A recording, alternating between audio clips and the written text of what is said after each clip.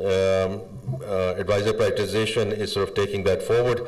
Digital Pakistan, I think, again, this is one where the Prime Minister himself has taken the lead in working with all the ministries in terms of accelerating our energy, our journey.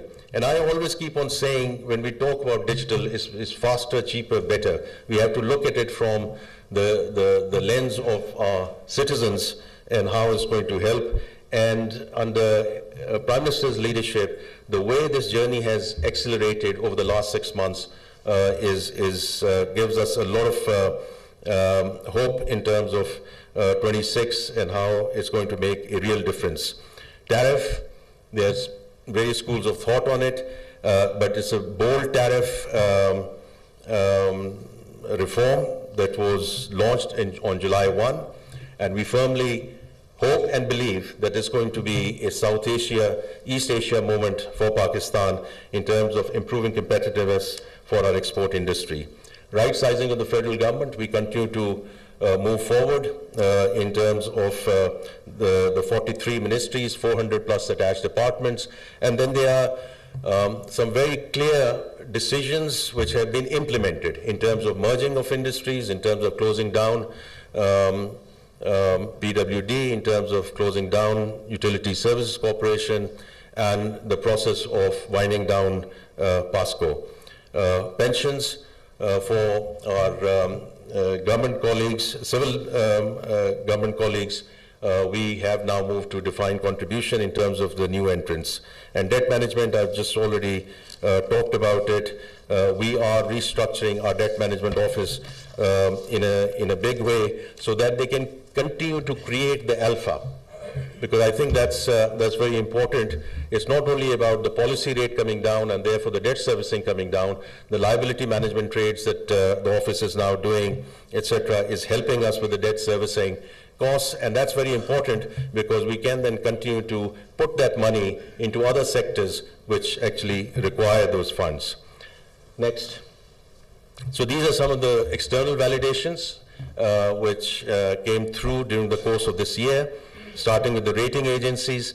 After a hiatus of about 3 years, the 3 rating agencies are aligned in terms of their sovereign ratings and, more importantly, their outlook for Pakistan. And all of them talk about the ongoing reforms under the current administration. If we also look at some of the IFIs, the World Bank saying staying the course on reforms is critical to maintaining growth, and ADB saying that economic reforms and advancing structural reforms by this administration is commendable. Next. These are also some of the independent surveys which have happened, and these are just the surveys over the last few months. So the PwC, because I think that leadership matters, if the top Pakistan CEOs are saying that optimism about economic growth has jumped to 83%. Similarly, Overseas Chamber, which talks about overall business confidence, 22%, up from 11% last time they did the survey, which is double in 6 months. Ipsos confidence and optimism about Pakistan's economic direction is at a 6-year high. So we will continue to look at these surveys as we move forward. Now let's talk about the reform agenda. So I've talked about some of the reforms and the policy reforms which are underway at this point in time. And we are very clear to stay the course in terms of those reforms and now really notch it up in a big way in terms of the institutional reforms, because that is the only way to ensure that we do not get into boom and bust cycles. We do not get into gold rush. We get to a sustainable growth through this reform agenda. So this, the next set of reforms, extensive consultations have taken place with key stakeholders and ministries over the last year or so, and therefore the focus is now on a few themes. Improving market governance to stimulate private capital in growth-oriented sectors, regulatory and tax policy predictability, which is really all about consistency. It is going to be a key driver of growth.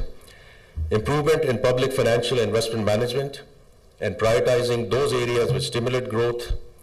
Improved contract enforcement, because I think that's a critical enabler in terms of investor confidence, whether these are local investors or foreign investors. Next. Continuing on our journey with respect to automation and digitization, whether it's FBR or EPAD. So there's more fiscal space available for growth-oriented sectors, and we eliminate essentially discretion from procurement. Double up on the simplification of laws, the regulatory guillotine, and all the discussion which is already underway. We just need to accelerate that journey over the next 1 to 3 years. It will help ease of doing business and certainly lower compliance costs for the private sector, and further improve institutional linkages, which are and sort of really connecting all the agencies and departments which are undergoing reforms at this point in time. So there are really 3 core streams. The first one is growth-oriented fiscal and public investment governance. जैसे मैंने जिक्र किया, इसमें public procurement का बहुत important है. We are well on our way. I think the Prime Minister himself will mention some of the statistics in terms of how many agencies and how many departments are already now working through this procurement mechanism. But it's all ensuring that we remain competitive, public funds are saved, and we ultimately it's all about providing the fiscal space and getting the fiscal space. Development spending, I know, sir, Mr. Planning, it's very close to your heart in terms of how we create more fiscal space for more development spending and certainly growth-focused PSDP. And the rationalization process, which is already underway, I think is going to be a big help on that side.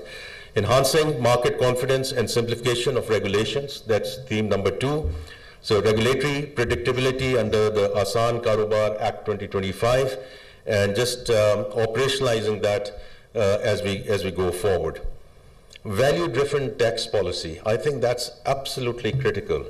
That what we have done during the course of this year, that we have taken policy out of FBR, so that FBR can really focus on collections, and the tax policy is really driven by economic value considerations, not how we make the math work. So operationalization of this tax policy office in the next year is going to be absolutely critical.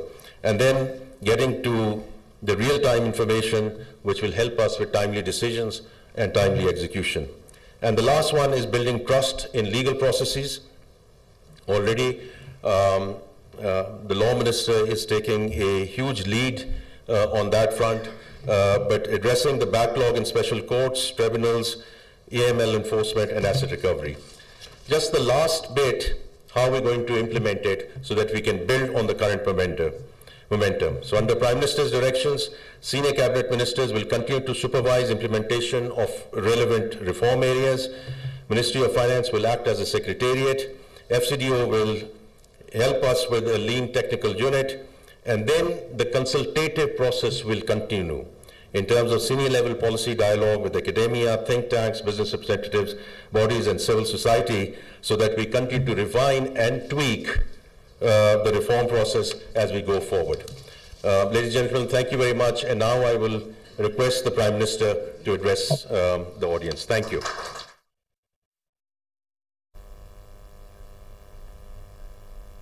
Distinguished members of the Cabinet, Excellencies, development partners, ladies and gentlemen, Assalamu alaikum and a very good afternoon. Today is not just about launching a reform program, it is about reflection and it is about resolve. 2 years ago, when this government assumed office, the economy we inherited was confronting immense challenges. Internationally, Pakistan had been sidelined and not part of the main frame of global economic engagement. Economically, we were struggling, inflation was around 30%, reserves were dwindling, and confidence had evaporated. Institutionally, the state machinery was confused and in disarray. Ladies and gentlemen, I knew, as did my honorable colleagues, that the challenges were immense. But we also knew, without any ray of doubt, that the task at hand was difficult but not impossible. This was not the first time a PMLN government had been entrusted with pulling Pakistan back from the brink. In 1997, we faced economic sanctions and isolation, yet we stabilized the economy. In 2013, we inherited crippling energy shortages, terrorism, and economic stagnation, but we brought the country back on the track. And when we assumed office in 2024, we knew exactly what lay ahead of us. And there was no doubt that restoring Pakistan's economy would demand hard choices, choices that would not spare our own political constituency. And there could be no shortcuts, no populism, no denial. It was time for an economic crusade. We took very difficult decisions, guided by a clear purpose to pull Pakistan out of economic crisis and put it back on a path of stability and gradual growth. We withdrew unsustainable subsidies. We initiated long-delayed privatization reforms. We restored fiscal discipline. We strengthened public financial management. These were long overdue structural reforms, not cosmetic fixes. They demanded difficult economic choices which were totally unavoidable. Today, the results speak for themselves. Ladies and gentlemen, over the past 2 years, Pakistan has made real, measurable progress. Inflation has fallen dramatically from 29.2% to 4.5%. Foreign exchange reserves have more than doubled from $9.2 billion to $21.2 billion. The current account has shifted from a $3.3 billion deficit to $1.9 billion surplus, and we moved from a primary deficit to a primary surplus. The fiscal deficit has also narrowed. The tax to GDP ratio has risen from around 8% to over 10%, yet still way behind tax to GDP ratio in the region. More than 1 million new taxpayers have entered the formal system. Tax collection grew by 26% in 2025. We have digitized government systems at scale. The e-procurement system, EPADS, now covers over 1,000 federal agencies and more than 500,000 contracts integrated in real time with FBR, NADRA, and SECP. Recently, we successfully executed the privatization of Pakistan International Airlines and First Women Bank, steps long discussed but never delivered, and the process of privatization of other important state-owned enterprises are on the way, and the progress is satisfactory, and we shall achieve our targets with unwavering commitment in this behalf, God willing. Ladies and gentlemen, these achievements have been recognized internationally. Leading credit rating agencies, as we have just observed, Pakistan's improving outlook and reform momentum is, mashallah, progressing very well. With macroeconomic indicators now stabilized, our focus shifts to accelerating growth, expanding exports, and making Pakistan a far easier place to do business, for which we'll have to continue marching in unison with the unwavering commitment and dedication and never looking back. These economic governance reforms represent the next phase of Pakistan's reform journey, a shift from crisis management to institution building. It is an implementation-ready framework that translates our economic priorities into time-bound, measurable action. 142 reform actions, 59 priority reforms, 83 complementary actions, and 58 implementing institutions. Ladies and gentlemen, these reforms represent a continuum of progress, embedding stability into institutions, strengthening credibility, and enabling sustainable private sector-led growth. Alhamdulillah, we have traveled some distance on this long and arduous journey. The people of Pakistan have paid a very heavy price. We simply cannot return to business as usual, and we shall never look back, inshallah. We are going to rein in the excess and abuse that nearly brought down our economy and our financial system. That is our commitment to the people of Pakistan and to Pakistan's future.